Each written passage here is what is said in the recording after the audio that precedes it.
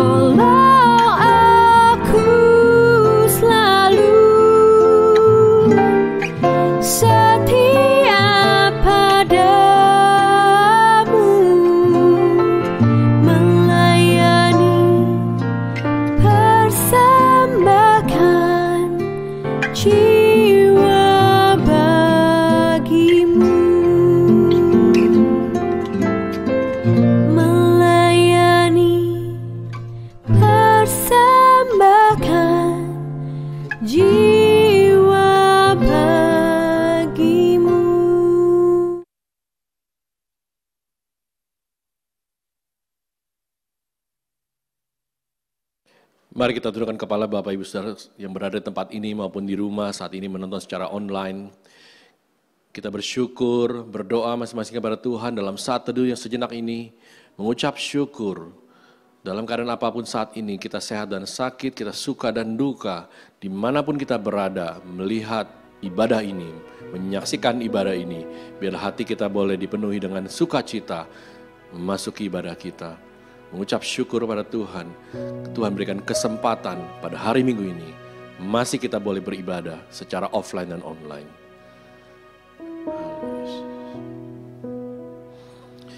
Saya menunjuk jemaat untuk bangkit berdiri semuanya. Berbahagialah engkau yang dipanggil beribadah kepada Tuhan Allah pencipta, penebus, dan pemelihara, yang penuh cinta kasih. Arahkan hati dan pikiranmu kepadanya, puji dan muliakan Dia dengan sepenuh jiwa dan ragamu, terpujilah Tuhan. Amin. Mari kita dengar satu pujian, peganglah tanganku Roh Kudus. Bahwa kita percaya bahwa kita tidak dapat jalan sendiri tanpa Roh Kudus yang memelihara hidup kita.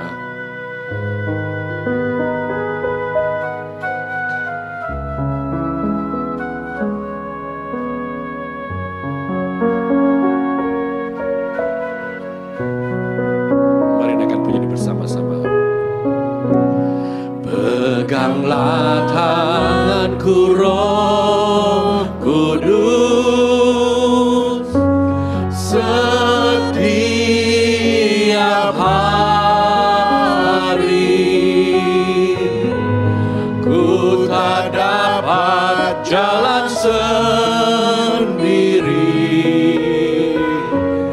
tanpa Roh-Mu. Bawalah diriku kepada segala kebenaran, agar ku tidak tersesat mengikuti jalan-Mu. Kudus, kudus Tuhan, kudus nama-Mu.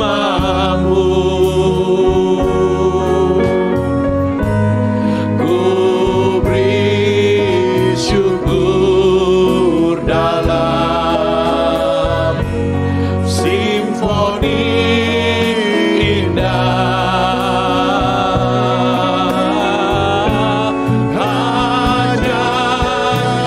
Ajaib Tuhan, ajaib nama-Mu, nama yang beri menang, Yesus namanya, Yesus namanya.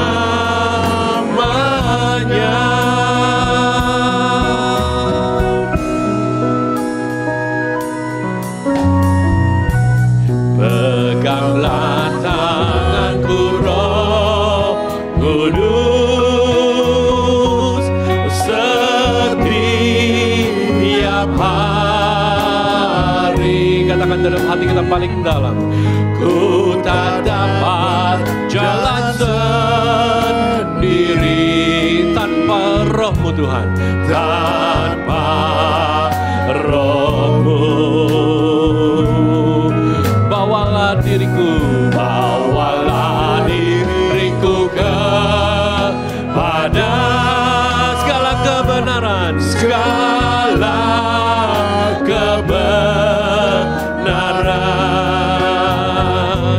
agar ku tidak tersesat mengikuti jalan-Mu. Katakan kudus, kudus, kudus, kudus Tuhan, kudus nama-Mu, kudus nama-Mu. Ku beri syukur dalam simfoni indah.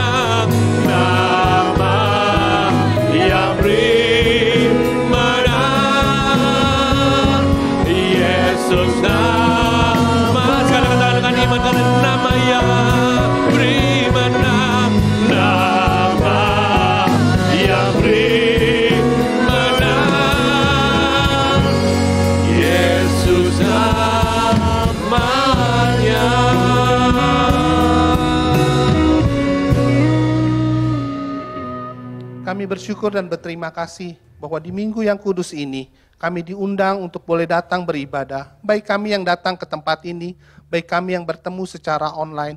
Tuhan, kami menyadari Tuhan, bukan karena kebaikan kami, bukan karena kehebatan kami, dan bukan pula karena kekuatan kami sehingga kami boleh datang dan beribadah di tempat ini. Kami sadar Tuhan, bahwa begitu banyak hal-hal yang kami lakukan dalam minggu ini, begitu banyak hal-hal dosa-dosa yang kami lakukan, yang kami sadari, yang kami lakukan dengan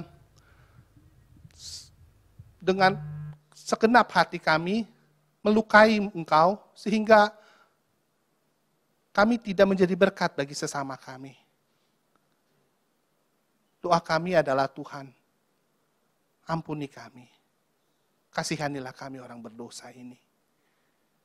Dan izinkanlah kami sekali lagi, untuk boleh beribadah di dalam takut akan Engkau. Karena itu Tuhan Yesus, berkati pemimpin pujian, berkati pelayan-pelayan-Mu pada hari ini, berkati para pemusik, berkati singer, berkati Pak Lotna Tigor yang akan menyampaikan kebenaran firman-Mu.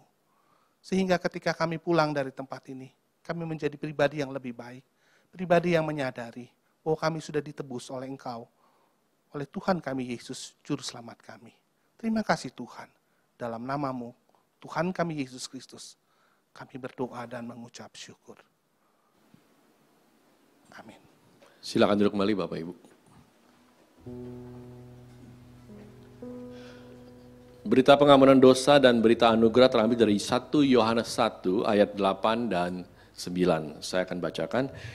Jika kita berkata bahwa kita tidak berdosa, maka kita menipu diri kita sendiri dan kebenaran tidak ada dalam kita. Jika kita mengaku dosa kita, maka Ia adalah setia dan adil, sehingga Ia akan mengampuni segala dosa kita dan menyucikan kita dari segala kejahatan. Amin. Saudara, satu pujian kesukaan, katakan kecaplah dan lihatlah betapa kebaikan Tuhan kita. Saudara yang merasa Tuhan baik, boleh angkat tangan, saya mau tahu. Kita mengucap syukur ya, Tuhan itu baik dalam segala pandemik, dalam segala apapun saat ini terjadi, segala sesuatu yang tidak dapat diprediksi. Tapi Tuhan tetap baik buat kita semuanya. Saya ingin menang, kita boleh bangkit sekali lagi. Kita naikkan pujian ini dengan sukacita, katakan, kecaplah dan lihatlah betapa baiknya Tuhan kita.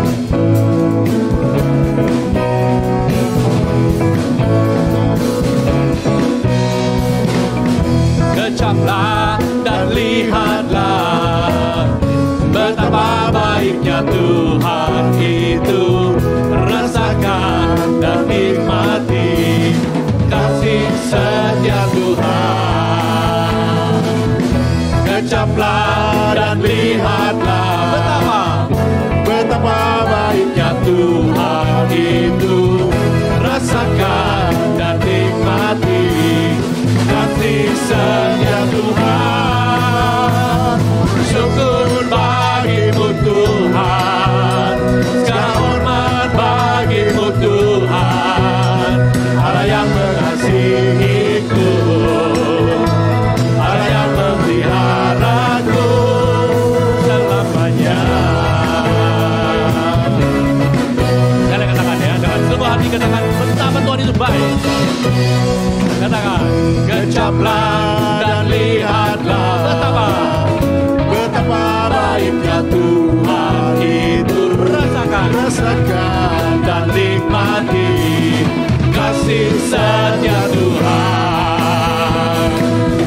Kecaplah dan lihatlah betapa baiknya Tuhan itu, rasakan dan nikmati kasih setia Tuhan.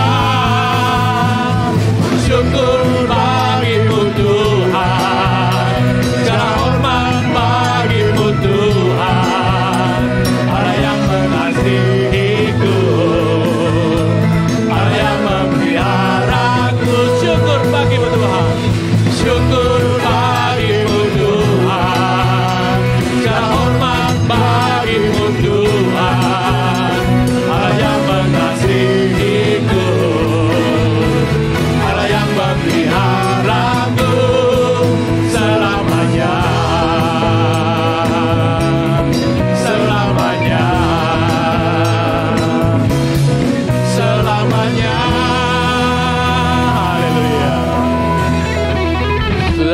berdiri, boleh kita tengok kiri kanan ya. Kita boleh bersukacita, kita tidak bisa bersalam-salaman, tapi kita tetap bersyukur kita berada dalam satu rumah Tuhan. Bersukacita, kita punya teman, saudara, sahabat di tempat ini semuanya ya. Kita berucap syukur. Baik, satu pujian lagi, sukacita surga. Biar itu menjadi kekuatan bagi jiwa kita.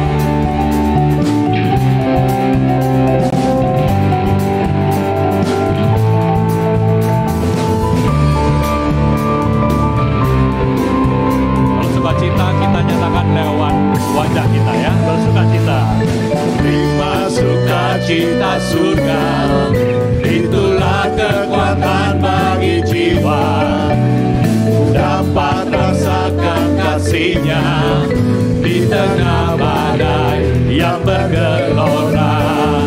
Terima sukacita surga, itulah kekuatan bagi jiwa. Dapat saksikan kuasa-Nya, taklukkan badai yang bergelora. Haleluya, Kau ada dalam hatiku, Kau ada dalam hatiku. Takkan patah semangatku, takkan patah semangat, takkan hilang kekuatanku, takkan hilang kekuatanku. Haleluya, haleluya, ku mau bersorak, ku mau bersorak bagimu. Sukacita, sukacita surga nyata penuhiku. Sekali lagi kita dengan pujian ya, katakan terima sukacita. Terima sukacita surga, itulah kekuatan bagi jiwa. Ku dapat rasakan kasih-Nya di tengah badai yang bergelora. Terima sukacita surga, itulah kekuatan bagi jiwa. Ku dapat saksikan kuasa-Nya, taklukkan badai yang bergelora.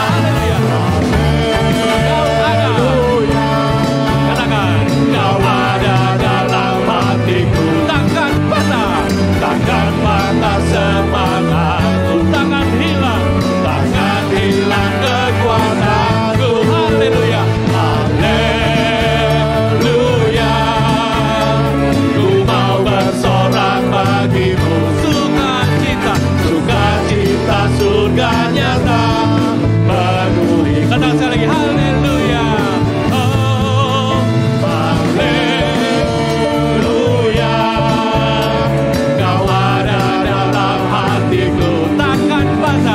takkan patah semangatku, takkan hilang kekuatanku. Haleluya, ku mau bersorak bagimu. Sukacita surga nyata penuhiku. Sukacita surga nyata, sekali katakan. Sukacita surga nyata, sekali lagi katakan. Sukacita surga nyata penuhiku. Haleluya. Saudara silakan duduk kembali Bapak Ibu sekalian.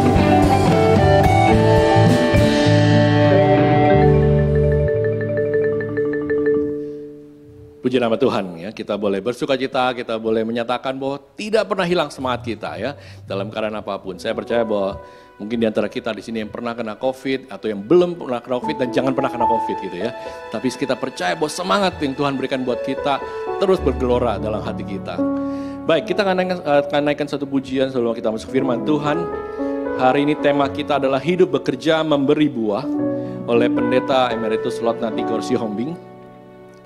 Kita siapkan hati kita untuk kita mendengarkan firman Tuhan.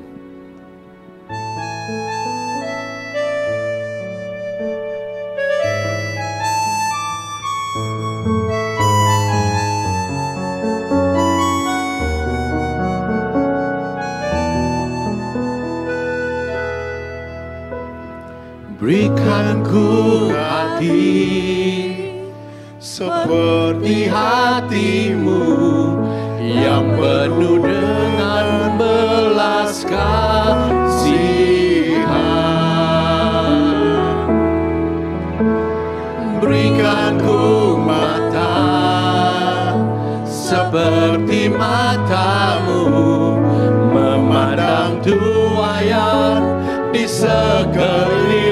tanganku, berikan ku tanganmu untuk melakukan tugasku, berikan ku kakimu melangkah dalam rencanamu, berikan ku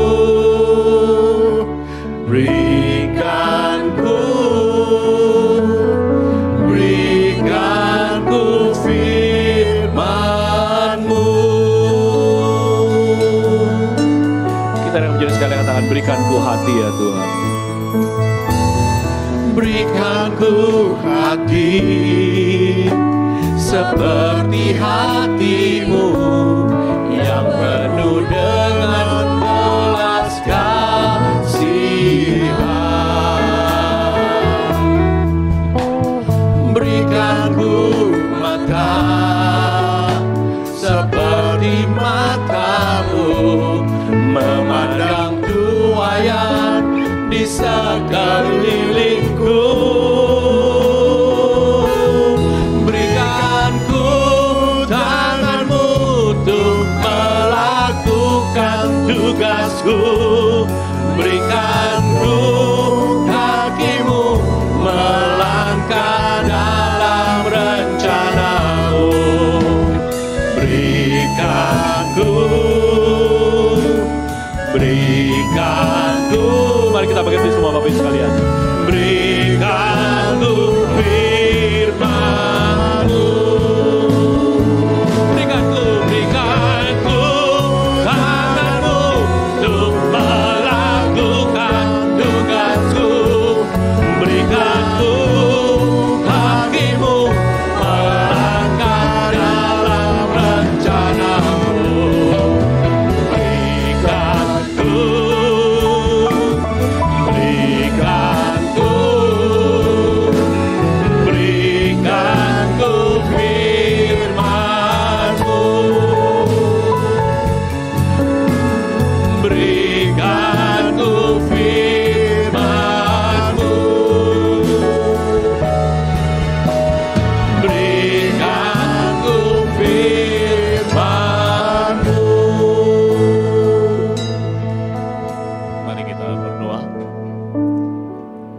Bapa Surgawi yang kami sembah, di dalam nama Tuhan kami Yesus Kristus, kami datang kepadamu Tuhan untuk mengucapkan syukur atas segala kesempatan yang Tuhan berikan kepada kami untuk mendengarkan sabda-Mu. Di tengah-tengah dunia yang semakin hari semakin gelap, yang membutuhkan terang dunia, di dunia yang semakin hari semakin tawar, yang membutuhkan asinnya garam dunia. Dan Dikau telah menyebut kami adalah terang dunia dan garam dunia. Kiranya anugerah-Mu yang memungkinkan kami tetap membawa terang dan tidak menyimpannya di bawah kantang. Dan sebagai garam yang tetap asin untuk menggarami dunia yang semakin tawar ini. Berkatilah hamba-Mu Tuhan. Dan berkatilah kami semua yang mendengar kebenaran firman-Mu di pagi hari ini. Hanya karena anugerah-Mu dan kelayakan yang Tuhan berikan kepada kami untuk memberitakan dan mendengar sabda-Mu semata-mata dengan alasan karena Tuhan. Terpujilah nama-Mu ya Tuhan, kami menaikkan doa kami hanya di dalam nama Tuhan kami, Yesus Kristus. Amin. Silakan duduk Bapak sekalian. Tema kita adalah hidup bekerja memberi buah dengan dasar teks Filipi ayat pasal 1 ayat 20 sampai dengan ayat 26. Saya akan membacakan bagi Bapak Ibu sekalian. Filipi pasal 1 ayat 20 sampai dengan ayat 26. Yang demikian bunyinya. Sebab yang sangat kurindukan dan kuharapkan ialah bahwa aku dalam segala hal tidak akan beroleh malu, melainkan seperti sedia kala, demikian pun sekarang, Kristus dengan nyata dimuliakan di dalam tubuhku, baik oleh hidupku maupun oleh matiku. Karena bagiku hidup adalah Kristus dan mati adalah keuntungan. Tetapi jika aku harus hidup di dunia ini, itu berarti bagiku bekerja memberi buah. Jadi, mana yang harus kupilih? Aku tidak tahu. Aku didesak dari dua pihak, aku ingin pergi dan diam bersama-sama dengan Kristus. Itu memang jauh lebih baik. Tetapi lebih perlu untuk tinggal di dunia ini karena kamu. Dan dalam keyakinan ini, taulah aku akan tinggal dan akan bersama-sama lagi dengan kamu. Sekalian supaya kamu makin maju dan bersukacita dalam iman. Sehingga kemegahanmu dalam Kristus Yesus makin bertambah karena apabila aku kembali kepada kamu. Hidup, bekerja, memberi buah. Kalau kita membaca Alkitab yang lebih dari 200 kali kata buah dipakai, baik itu dalam pengertian yang nyata maupun dalam arti metaforis. Bahkan Tuhan Yesus juga mengulangi dalam Matius pasal 7, bahwa pohon yang baik akan mengeluarkan buah yang baik. Pohon yang jahat akan mengeluarkan buah yang jahat. Dan kita ingat kembali pada masa penciptaan. Semua buah yang ada di taman itu boleh dimakan. Tetapi ada satu buah yang tidak boleh dimakan. Ialah buah pengetahuan dan kejahatan. Tapi kita tidak akan bicara hal-hal seperti itu, saudara. Yang konteksnya terlalu luas. Kalau kita bicara tentang buah, tentu kita ingat bagaimana seorang petani menanam satu jenis tanaman. Tentu tujuan utamanya adalah agar mengeluarkan buah. Saya juga suka bertani. Ya.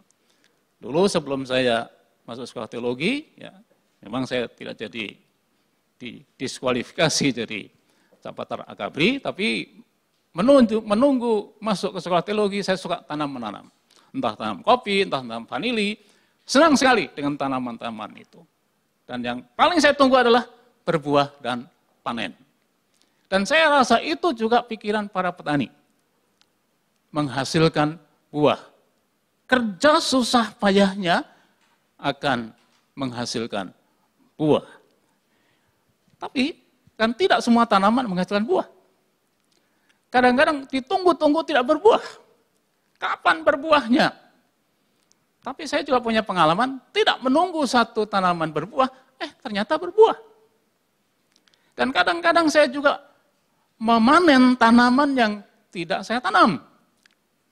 Kan kadang-kadang orang mengatakan kita pasti memanen apa yang kita tanam. Ternyata tidak. Kadang-kadang saya memetik buah yang tidak saya tanam. Nah, itulah kehidupan sehari-hari. Memang ilustrasi atau metaforis tentang tanam, buah, menanam dan memanen itu memang harus kita harus lihat konteksnya. Tapi dalam kehidupan sehari-hari, banyak kita memanen yang tidak kita tanam. Dulu waktu saya melayani seorang pensiunan kepala sekolah. Saya masih berusia 20-an tahun, sedang praktek 1 tahun, wah bangganya setengah mati. Senang sekali melayani seorang bertobat. Wah, itu hasil pelayanan saya.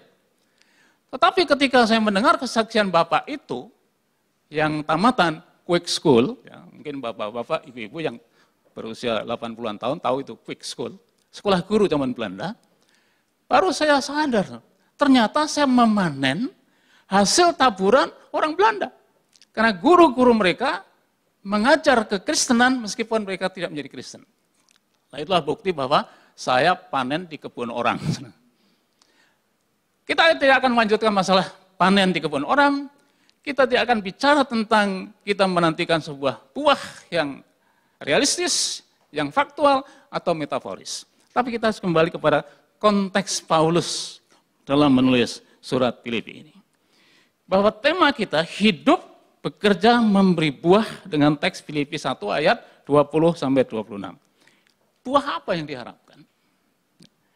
Buah seperti apa yang akan diberikan? Buah yang asam atau buah yang manis? Paling tidak kalau kita bicara Paulus sering kali menggunakan istilah buah ialah buah pertobatan dan buah roh. Nah, dalam konteks ini, untuk mengerti makna aplikatif surat Paulus ini, kita memang harus mengerti latar belakang dan konteks surat ini ditulis oleh Paulus, yang ditulis di dalam penjara. Nah, Paulus yang menulis surat ini, dan juga bicara tentang kota Filipi. Nah, di mana sih kota Filipi itu? Dekat atau jauh dari Tanah Abang ya? Jauh ya? Atau dari Salemba? Nah, kota Filipi ini sebetulnya berasal dari satu desa, desa yang pada tahun 360-an sebelum Masehi itu bernama Trasia.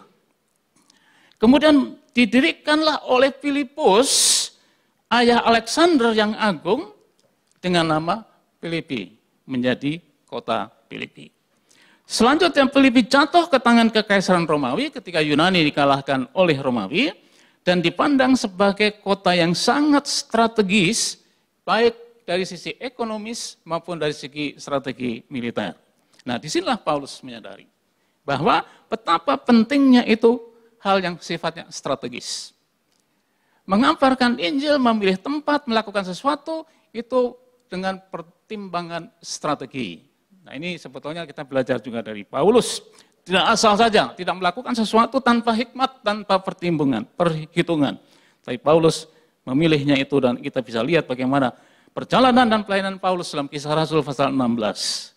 Jadi, apa yang dilakukan oleh Paulus, antara Paulus dengan jemaat yang kemudian berdiri di Filipi, memang mempunyai pengalaman-pengalaman yang khusus. Khususnya dalam perjalanan Paulus dalam Kisah Rasul pasal 20. Yang kemungkinan besar Paulus singgah di kota Filipi ini. Nah, saya ingin mengulangi lagi bahwa surat Paulus ini ditulis bukan di kamar kerja. Bukan di tempat yang serba lengkap dengan fasilitas.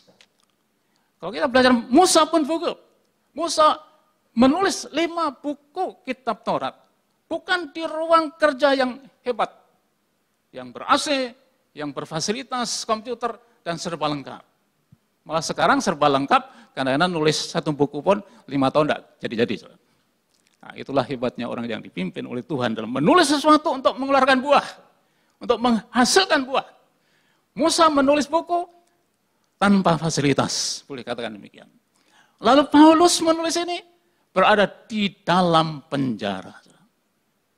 Kadang-kadang mahasiswa menulis skripsi, setahun kadang-kadang masih minta pengunduran waktu, minta tambahan waktu. Padahal semua orang waktunya sama 24 jam. Tapi Paulus berada di lokasi yang sangat tidak mungkin untuk menulis sesuatu. Menanam sesuatu yang tidak mungkin berbuah sebetulnya. Bagaimana berbuah? Di dalam penjara.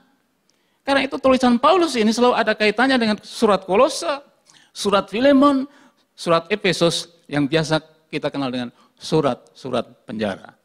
Jadi surat yang ditulis di dalam penjara. Katakanlah suatu aktivitas di tempat yang tidak memungkinkan tetapi menghasilkan. Itu ibaratnya kita menanam pepaya, membuang biji pepaya di pinggir kandang kambing yang bau, yang tidak bagus, yang tidak menyenangkan, yang tidak enak untuk retreat, Pak ya. Bagaimana mau retreat di kandang kambing? Pasti cari fasilitas yang bagus di puncak. Tetapi biji pepaya yang ditanam di pinggir kandang kambing, kandang sapi yang bau itu akan menghasilkan buah yang manis. Inilah Paulus. Seperti itulah seharusnya orang Kristen. Mengeluarkan buah kendati pun situasinya, kendati pun fasilitasnya, kendati pun kondisinya tidak bagus, bahkan mungkin busuk. Tetapi menghasilkan buah yang manis. Beda dengan parfum yang manis, yang mau harum sekali, tapi justru mengakibatkan menipisnya lapisan ozon. Yang harum menghancurkan, yang bau menghasilkan yang manis. Paulus menulis ini di dalam penjara. Tapi surat ini begitu kaya dengan apa yang namanya sukacita, sukacita, sukacita. Sehingga isi atau tema dan nyawa surat Paulus kepada jemaat di Filipi adalah sukacita. Sukacita bukan karena pesta. Sukacita bukan karena mendapat fasilitas yang serba ada. Sukacita oleh karena disukai orang. Sukacita karena mendapat hadiah. Sukacita dengan hal-hal yang positif, yang positif, yang positif. Kadang-kadang kita ini suka dengan istilah positive thinking. Padahal hidup ini tidak selalu positif. Lampu ini, kalau alirannya cuma positif, tidak akan nyala. Ya. Fasilitas kita yang dasarnya elektronik ini, kalau aliran cuma positif, tidak akan nyala. Harus ada yang negatif. Justru memanage yang negatif dan positif itu realistis dan itu teologis. Jangan kita hanya benci yang negatif. Setahun ini, yang paling ditakuti orang adalah positif. Betul? Ya? Betul kan? Bagaimana Pak hasil PCR? Negatif. Puji Tuhan. Hasilnya siapa? Aduh, positif. Loh, kan bagus. Bagus apa Pak? Jadi kadang-kadang positif mengerikan. Menakutkan. Seluruh dunia paling takut dengan yang namanya positif. Ya, tadi semua ketawa karena artinya benar. Jadi jangan suka positif, positif, positif. Enggak, dunia ini tidak hanya positif. Ada yang negatif, negatif itu perlu. Penting negatif. Buktinya lampu ini. Ini salah satu contoh. Tanpa aliran negatif, lampu tidak pernah akan nyala. Dosa itu bukan positif, tidak ada dosa positif. Itu negatif. Nah masalahnya adalah bagaimana memanage yang positif dan negatif itu menjadi sesuatu yang realistis dan menghasilkan. Itu. Dan itu yang teologis sebetulnya. Karena kepada mahasiswa saya katakan, jangan hanya positif, yang realistis. Realistic thinking, itu yang Kristiani. Nah kalau kita membaca, dari pasal 1 ayat 4, pasal 4 ayat 1, dan seterusnya, itu semua kuncinya sukacita. Sukacita dalam doa, sukacita dalam buah pekerjaan, sukacita dalam pengetahuan, sukacita dalam penderitaan, sekalipun berarti kematian, sukacita di dalam Tuhan, sukacita dalam iman, bersukacita dalam persekutuan, bersukacita dalam pengadilan, penderitaan, bersukacita meskipun orang PI dengan motivasi yang tidak murni, bersukacita menyambut hamba Tuhan. Sukacita. Dan kalau kita membaca Galatia pasal 5, sukacita itu salah satu buah roh. Artinya ialah bahwa orang Kristen itu adalah orang yang sedang bersukacita. Bukan berarti tidak ada dukacita. Kendati pun di dalam dukacita pun masih tetap ada sukacita. Ketika saya kehilangan istri saya tahun lalu, memang berdukacita, memang sedih. Apalagi penanganan, rasanya kami, gimana sih ini penanganan? Ada 2 dokter yang sama spesialisasinya, masing-masing memberikan obat yang sama. 3 macam obat lagi. Kadang-kadang memang mengecewakan. Karena itu di menjelang akhir hidup istri saya 30 Juni tahun lalu. Doa saya hanyalah, Tuhan kalau Engkau mau menyembuhkan Mama, sembuhkanlah secara normal dan tidak hanya hidup secara vegetatif. Tapi kalau Tuhan mau panggil dia, tolonglah selama 3 tahun ini sudah cukup menderita. Biarlah sungguh-sungguh lepas dari penderitaannya dan kembali ke rumah Bapa. Memang ada kedukaan, betul, negatif. Tapi ada kesukaan, kenapa? Dilayakkan untuk menghadap Bapa. Dan itu prinsip hidup saya. Kalau 17 tahun yang lalu seharusnya saya meninggal karena operasi tumor otak. Tapi kan Tuhan memberikan kehidupan sampai hari ini.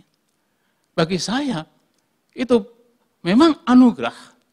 Tapi kematian bagi saya adalah, saya dilayakkan untuk menghadap Bapa. Kalau saya belum mati, artinya saya belum layak. Belum pantas bertemu dengan Tuhan yang suci, yang penuh dengan kemuliaan itu. Tapi ketika nanti ada waktunya, kamu sudah pantas kembali menghadap Bapa. Jadi bagi saya, kematian itu sebetulnya juga sukacita. Tapi nanti Bapak Ibu sekalian, kalau saya mati, jangan tulis di koran, bersukacita atas meninggalnya Pendeta Emeritus Yombing. Nanti anak-anak saya marah. Ada 2 hal itu. Ada dukacita, ada sukacita. Ada kesenangan, ada kedukaan. Itu pasti. Itu ya yang realistis. Dan di sini kita bisa melihat bagaimanakah sebagai orang yang di dalam penjara, Paulus seharusnya berada pada posisi yang dibatasi kehidupannya, dibatasi kebebasannya, dibatasi kemerdekaannya. Dengan perkataan lain, sebetulnya ia tidak menikmati hidup. Bagaimana di penjara menikmati hidup? Tidak hidup, katanya demikian. Namun, ini yang penting. Bagaimana sikap Paulus dengan keadaan yang demikian? Dan hidupnya adalah Kristus. Bahwa ia tetap berbuah, memberi buah, menjadi berkat bagi orang lain. Dan seperti kesaksian pemazmur, itu juga janji yang Tuhan berikan kepada saya pribadi. Pada masa tua pun mereka masih berbuah. Puji Tuhan, saya sudah 70 tahun lebih. Tapi rasanya seperti baru kemarin saja, 70 tahun. Kejar-kejar layang-layang baru kemarin saja. Begitu cepatnya waktu berlalu. Tapi kerinduan saya adalah sampai berapapun usia yang Tuhan berikan pada saya, masih tetap berbuah. Ya. Puji Tuhan, saya masih diundang khotbah juga sini. Saya rasa semangat saya tahun umur 70 dengan waktu umur 20, rasanya masih sama. Umur 20-an tahun saya pernah berkhotbah dengan penuh semangat dan suruh berhenti oleh camat. Berhenti, jangan teruskan khotbah. Tapi di desa Kapas itu katakan kepada Pak Camat, Pak, saya akan berhenti khotbah kalau saya sudah selesai khotbah. Dan camat itu langsung duduk. Semangat menghadapi siapapun. Memang banyak orang mengundang khotbah. Tapi jangan dipikir saya selalu senang. Dalam keadaan senang, tidak. Saya sudah menunggu jemaat datang di pendopo di Sumatera Selatan. Khotbah dimulai, sudah waktunya naik mimbar. Seorang bapak naik ke mimbar. Bapak jangan khotbah. Gimana Pak rasanya? Bapak tidak boleh khotbah. Loh, saya kesini kan diundang khotbah. Sudah waktunya saya naik mimbar, untung tadi Pak tidak suruh saya berhenti ya, tidak boleh khotbah Pak ya. Tapi saya pernah dilarang naik mimbar. Siapa yang melarang saya? Orang Kristen. Tetapi ketika di Asam Reges, di Mangga Besar, banyak preman-preman itu kerjain mobil saya, karena mobil tua waktu itu. Saya membutuhkan perbaikan wiper.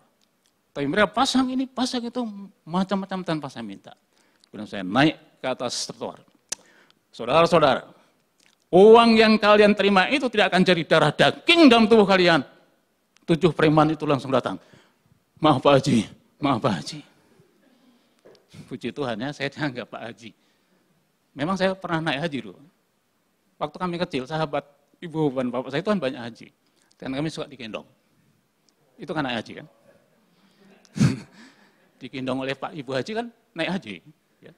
Bukan naik motor, naik haji. Jadi tidak salah juga preman-preman itu menyebut Pak Haji minta maaf. Saya dikatakan, saya pendeta bukan haji, enggak. Itu kesempatan berkhotbah KKR tanpa undangan. Saudara. Ya kadang-kadang seperti itulah. Saudara. Saya juga pernah 5 jam khotbah di Medan. Saudara. Ini sudah menyalahi protokol homiletik Pak ya. Jam 7 naik mimbar, jam 12 baru turun mimbar. Itu tidak pernah terulang. Sekali yang terakhir 5 jam khotbah. Karena keadaan memang khusus. Memang banyak pengalaman yang menyenangkan, yang tidak menyenangkan. Tapi yang penting adalah mengeluarkan buah. Ada buah-buah yang nyata, yang konkret. Nah, Paulus ingin menekankan di sini adalah buah sukacita. Dan sukacita itu bukan hanya untuk diri sendiri. Sukacita itu juga akan menular ke orang lain. Sukacita itu juga akan berimbas kepada sesama kita. Menikmati sukacita ilahi. Sukacita karena Tuhan. Bukan karena sukacita dengan alasan-alasan yang lain. Kendati pun dalam kondisi yang sulit, dalam tantangan yang sangat menyulitkan hidup, tetapi tetap mengeluarkan buah. Kendati pun ditanam di pinggir kandang yang busuk, tapi justru menghasilkan papaya yang manis. Dan itulah seharusnya kehidupan kita dalam bekerja, dalam melayani pekerjaan Tuhan. Paulus dalam menghadapi segala sesuatu, ia selalu punya alasan. Hal yang menghasilkan buah. Kendati pun dia diadili, dihakimi oleh penguasa. Justru para penguasa itu sempat mendengar Injil Tuhan. Bapak Ibu sekalian mungkin pernah membayangkan pohon korma, kan? Pohon korma itu tidak akan menghasilkan buah di tempat yang subur. Pohon korma itu ditanam di padang belantara, di padang pasir. Pohon lain tidak akan tumbuh dan berbuah. Pohon jambu tidak akan, pohon apel apalagi. Tetapi korma itu menghasilkan buah yang manis. Itu seharusnya kita menyadari itu. Wah, saya ditanam, ditempatkan di tempat yang tidak memberikan banyak fasilitas yang kemungkinan bagaimana akan menghasilkan buah.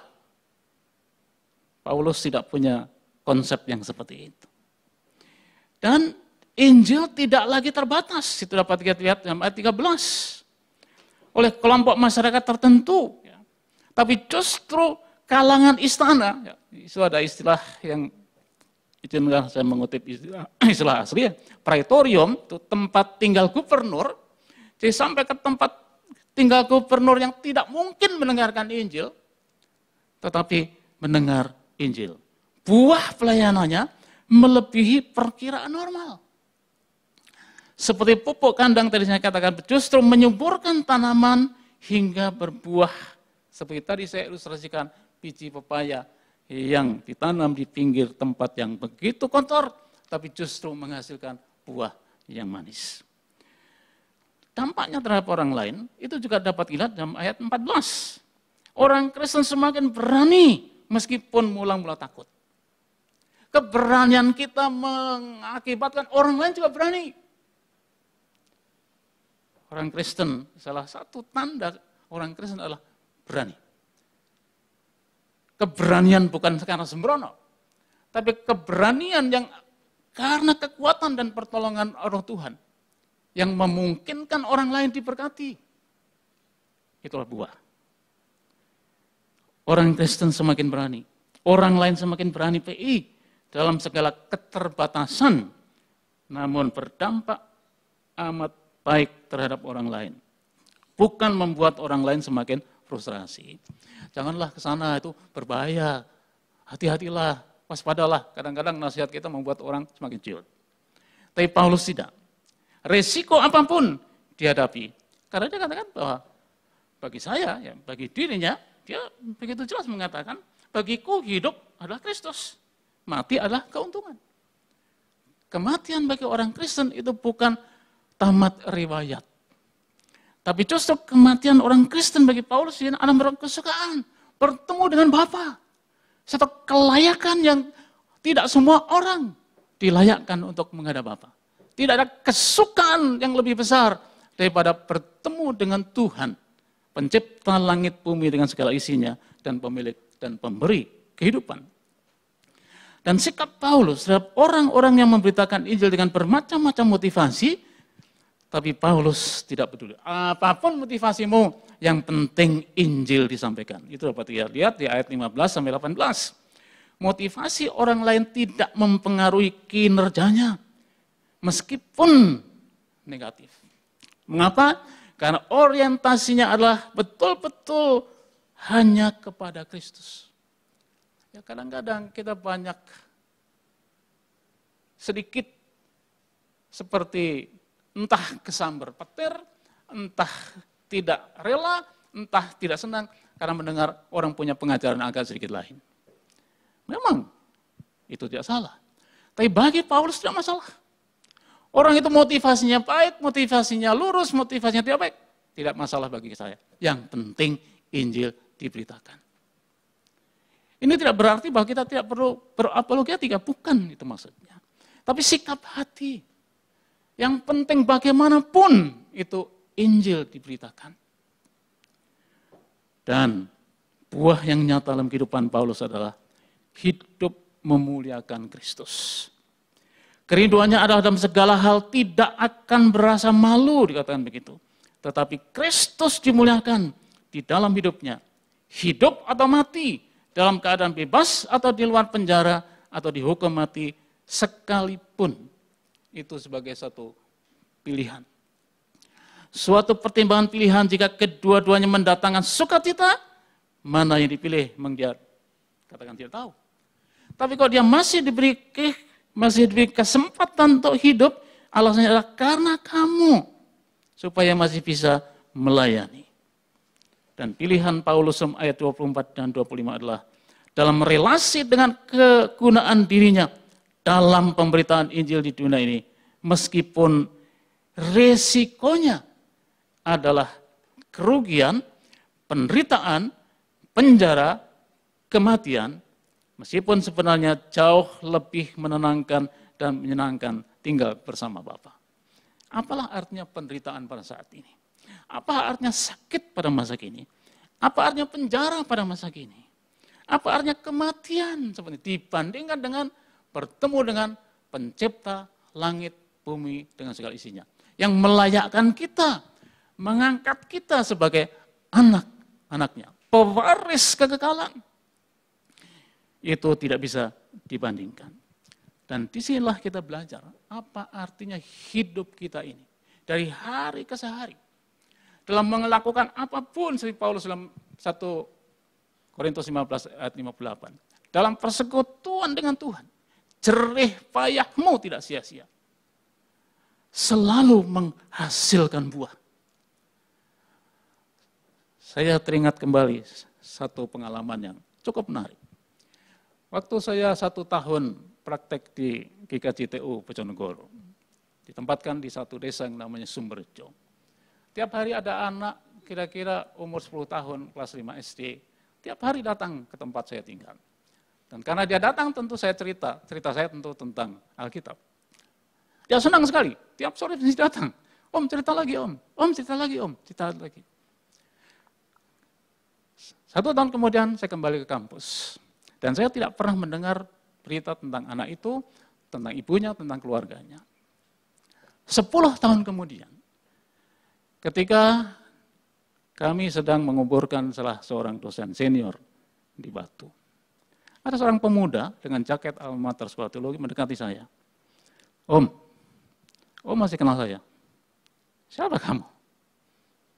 Kemudian dia cerita, Om masih ingat enggak? 10 tahun yang lalu, ada anak yang selalu datang ke rumah Om, tempat tinggal, tiap sore mendengarkan cerita. Itulah saya. Saya tidak pernah sangka anak yang non-Kristen ini, yang tiap hari mendengar cerita tentang Alkitab, 10 tahun kemudian sudah menjadi mahasiswa sekolah teologi. Dan sekarang sudah menjadi hamba Tuhan di Jawa Timur. Kalau kita melakukan sesuatu dengan tidak selalu berpikiran terlalu muluk-muluk, apa saja yang kita kerjakan, yang bisa kerja, akan menghasilkan buah. Saya tidak pernah menyangka jika anak kecil itu 10 tahun kemudian menjadi mahasiswa teologi dan kemudian menjadi hamba Tuhan. Tidak pernah saya pikirkan dan tidak pernah saya rencangkan. Tapi itulah buah. Kalau kita melakukan sesuatu dalam keadaan terdesak, dalam keadaan baik, dalam keadaan tidak baik, dalam keadaan sakit atau dalam keadaan sehat, kalau kita melakukan itu sesuatu untuk Tuhan dan sungguh-sungguh untuk memuliakan Tuhan, yakinlah pasti akan menghasilkan buah. Dan akan mendatangkan sukacita sebagai salah satu wujud nyata Roh Kudus berkarya dalam kehidupan kita. Mari kita berdoa. Bapa Surgawi, di dalam nama Tuhan kami Yesus Kristus, kami mengucapkan syukur kepadamu Tuhan untuk firman-Mu yang mengingatkan kami supaya hidup kami, dalam kerja kami, dalam aktivitas kami menghasilkan buah. Bukan buah yang sementara, bukan buah yang tidak berkualitas, tapi betul-betul buah kekal yang juga dapat dinikmati di dalam kekekalan. Tuhan kami yakin Engkau juga berkarya dalam kehidupan kami masing-masing. Dan kami yakin bahwa Tuhan juga memakai kami pribadi, lepas pribadi, dalam posisi apapun dan dimanapun. Jika itu dalam relasi yang benar dengan Tuhan, kami tetap meyakini akan menghasilkan buah yang bersifat kekal.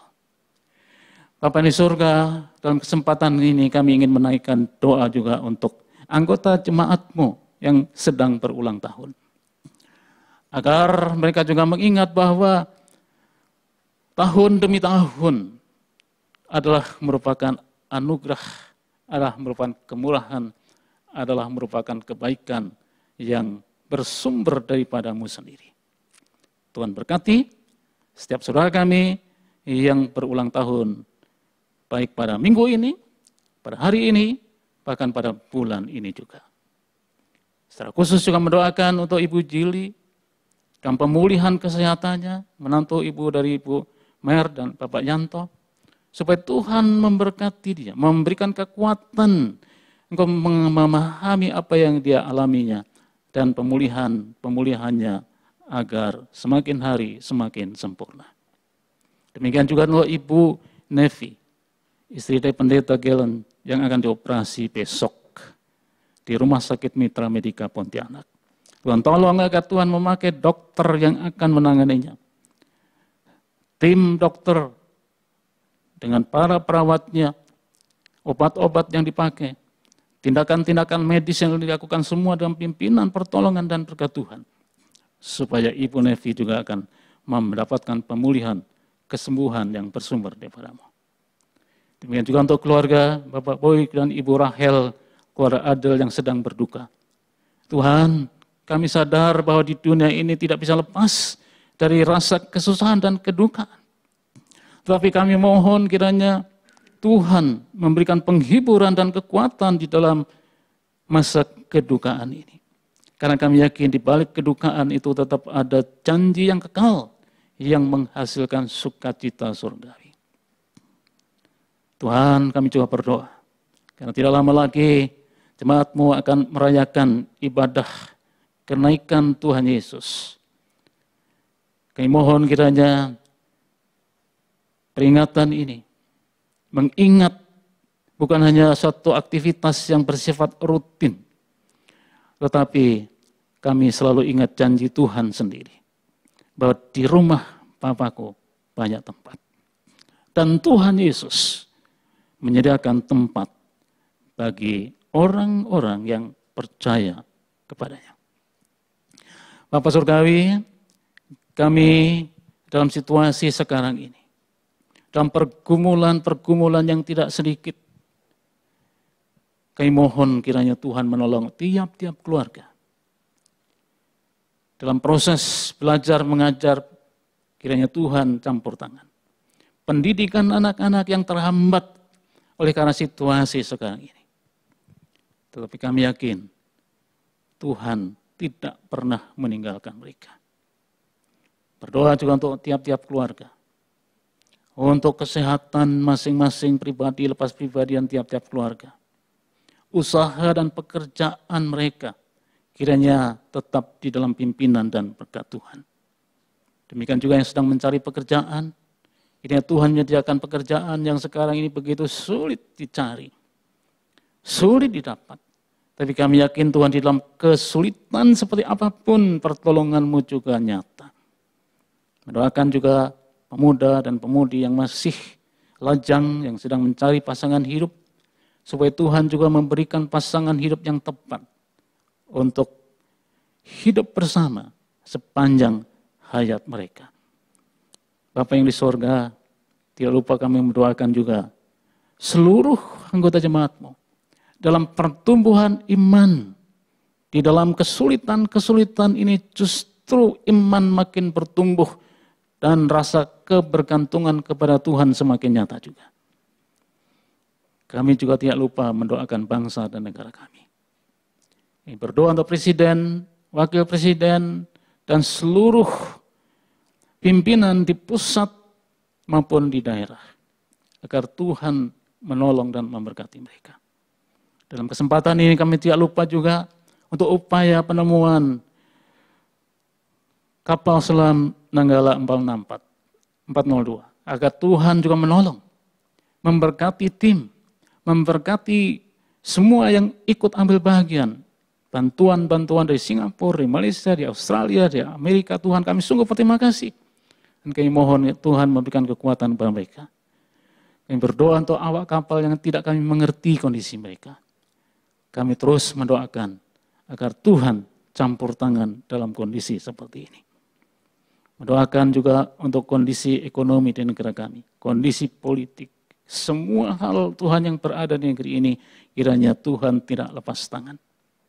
Bapa yang di surga, dalam kondisi COVID-19 yang belum usai ini, dengan proses vaksinasi yang juga belum selesai, mohon kiranya Tuhan menolong semuanya supaya semua dapat berjalan dengan lancar, berjalan sesuai dengan yang direncanakan.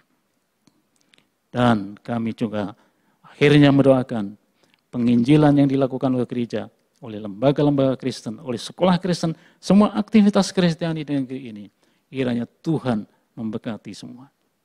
Terpujilah nama-Mu ya Tuhan. Kami sadar bahwa doa kami ini tidak sempurna. Oleh karena itu Tuhan, ketidaksempurnaan ini tetap kami serahkan kepadamu, oleh karena kami naikkan kepadamu, hanya di dalam nama Tuhan kami, Yesus Kristus. Amin.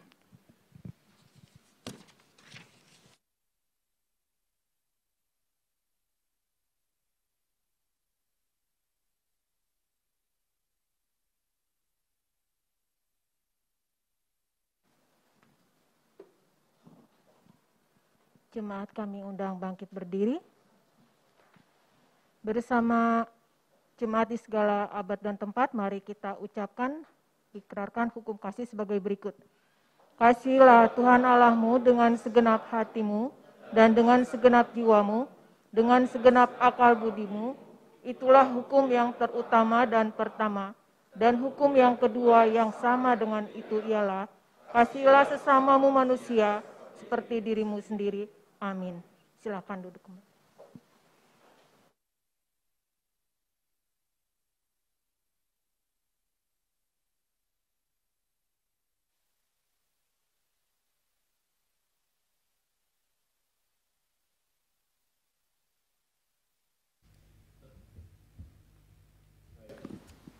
Baik, puji Tuhan, kita sudah dengar firman-Nya.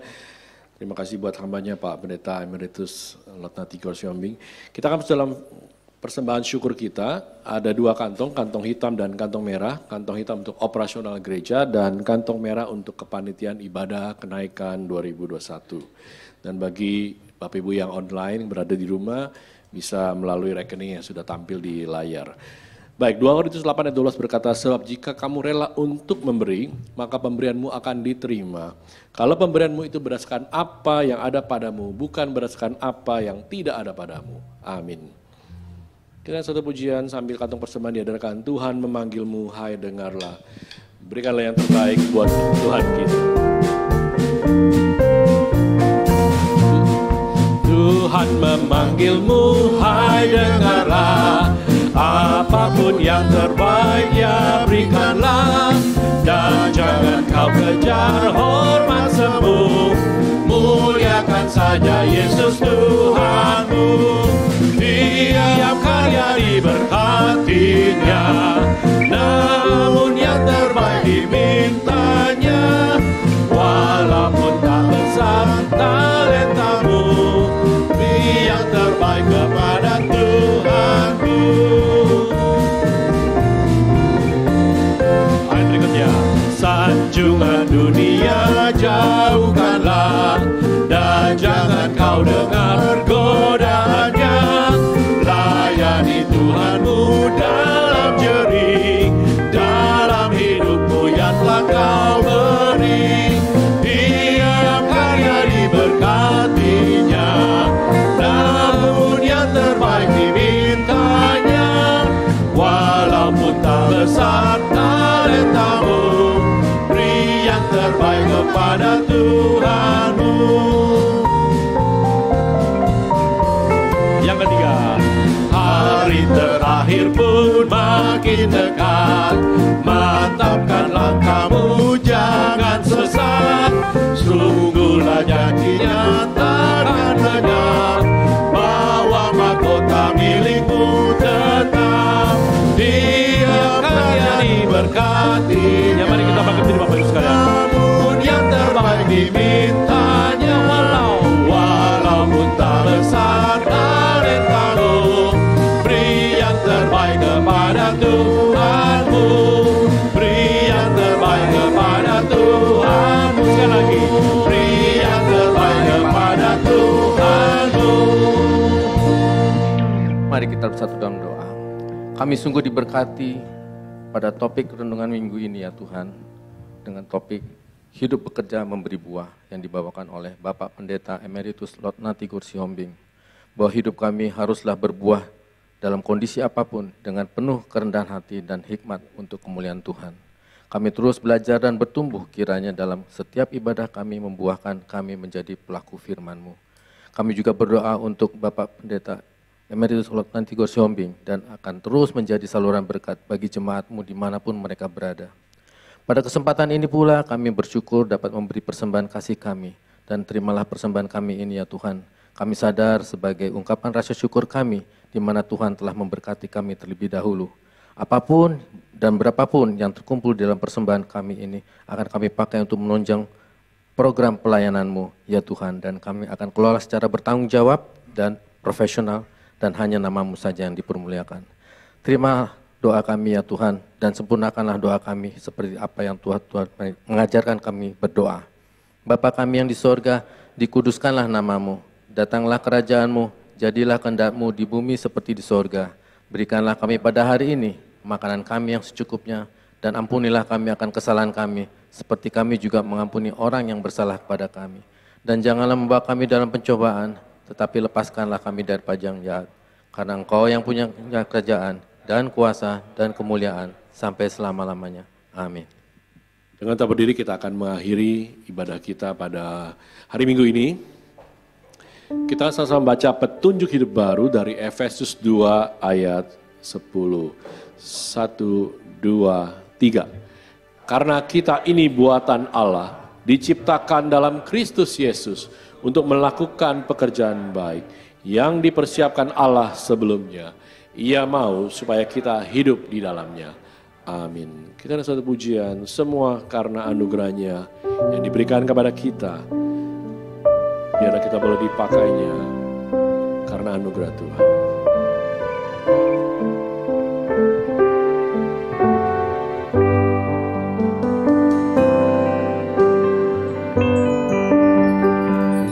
Bukan karena kebaikanmu, bukan karena fasilitasmu, bukan karena kekayaanmu, kau dipilih, kau dipanggilnya, bukan karena kecakapanmu, bukan karena baik rupa.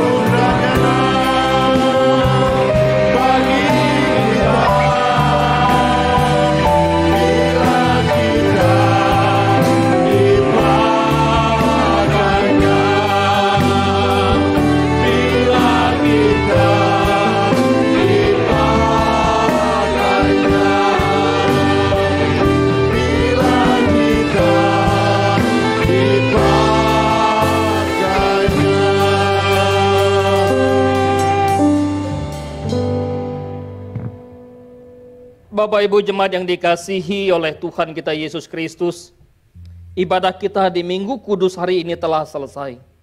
Dan firman telah disampaikan kepadamu. Kiranya hidupmu terus berakar dalam firman yang olehnya engkau berbuah di dalam kehidupan hari lepas hari. Kini arahkan hatimu kepada Tuhan. Pulanglah dan terimalah berkat daripadanya. Tuhan memberkati engkau dan melindungi engkau. Tuhan menyinari engkau dengan wajahnya dan memberi engkau kasih karunia.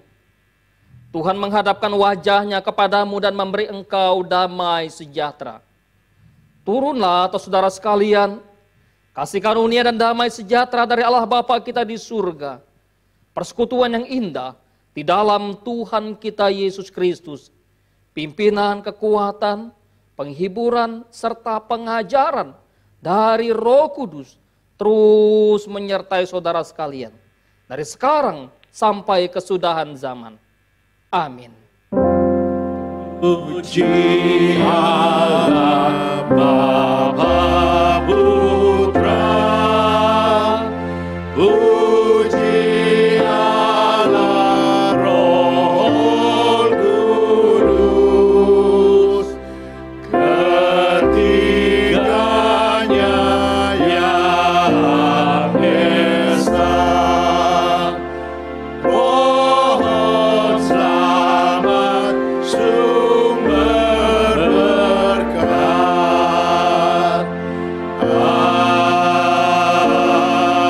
Amin. Amin. Silahkan duduk, bersaat duduk pribadi, ibadah kita selesai.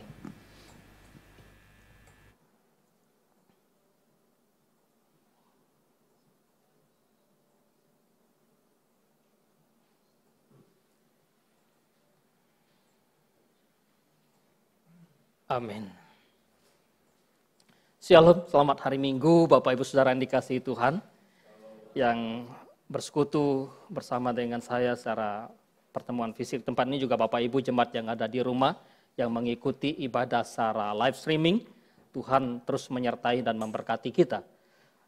Kita bersyukur kepada Tuhan dan berterima kasih kepada Bapak Pendeta Emeritus Lord Natigor Sihombing yang sudah menyampaikan kebenaran kepada kita. Pada Minggu Kudus hari ini kita tentu terus berdoa juga. Beliau terus menjadi saluran berkat, memberitakan kebenaran Tuhan. Dimanapun melayani, dipelihara dalam kesehatan, juga terus ya menjadi figur teladan bagi kami anak-anak muda dalam melayani. Saya sungguh bersyukur juga dengan kehadiran beliau tadi, ngobrol juga dengan beliau ya. Terus memberikan semangat juga. Jadi tidak ada pensiun sebetulnya dalam melayani Tuhan. Itu juga yang almarhum Pak Pendeta Bigman juga katakan. Ya, kita terus melayani Tuhan sampai Tuhan memanggil kita. Itu semangat itu terus kiranya menjadi pengharapan, kekuatan, dan itu juga menjadi pegangan kita sebagai umat-umat Tuhan. Ya, selamat berulang tahun bagi Bapak Ibu jemaat Tuhan yang berulang tahun sepanjang minggu ini. Kiranya Tuhan menolong, Tuhan memberkati di usia yang Tuhan tambahkan, tetap dalam kesetiaan juga, iman, pengharapan, dan kasih kepada Tuhan. Bapak Ibu tetap menjaga kesehatan, ya, menggunakan masker, cuci tangan, dan terus memperhatikan protokol kesehatan. Kita juga terus menopang di dalam doa, dalam hari-hari doa kita untuk orang-orang yang sedang mengalami bencana, peristiwa-peristiwa yang terjadi di tengah bangsa, dan secara khusus untuk hari Senin besok tetap bawa dalam doa istri dari Pendeta Gelen Marpaung, hamba Tuhan kita yang di SKM, besok akan operasi angkat rahim di rumah sakit di Medika Pontianak. Bela Tuhan terus campur tangan, menolong setiap proses yang dilakukan juga. Akhirnya Tuhan memberkati kita semua dan ibadah kita hari ini selesai. Terima kasih juga tim pelayan. Sudah 1 tahun kita tidak berjumpa dengan tim pelayan kita yang setia ini juga ya. Ada Yulia, ada Ocha, Bang Ardi, ya. Ada Iman pengharapan saya jadi lupa lagi kan. Karena setahunnya, thank you Pak Rudi dan Bu Reni serta Reksi, teman-teman pelayan Tuhan yang sungguh luar biasa, serta Bapak Ibu jemaat yang dikasihi Tuhan. Ya, terus dalam kesetiaan semangat untuk hormat dan kemuliaan bagi nama Tuhan.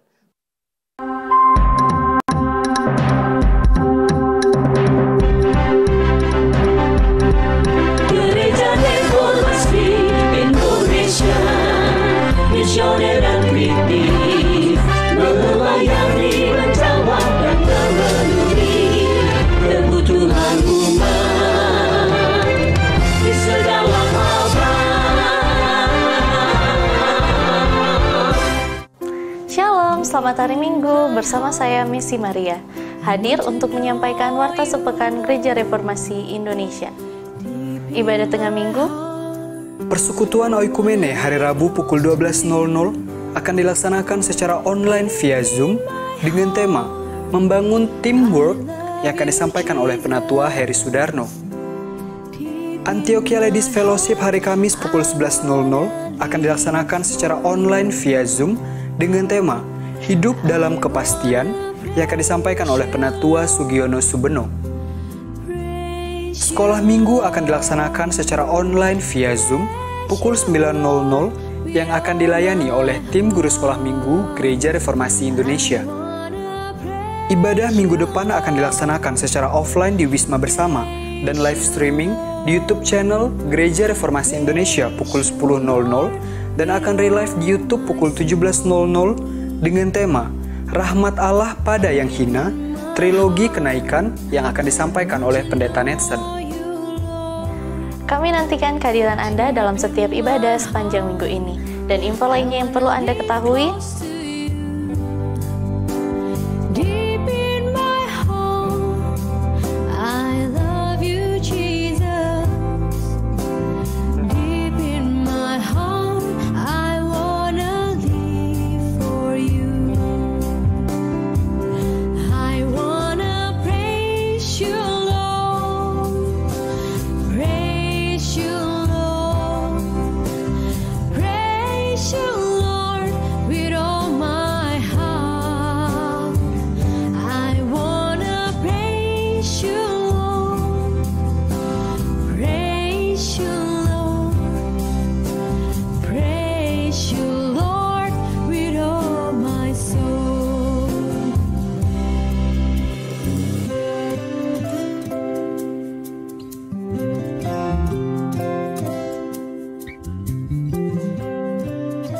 demikianlah Warta Sepekan Gereja Reformasi Indonesia, dari kita, oleh kita, untuk kemuliaan nama Tuhan Yesus Kristus, Kepala Gereja.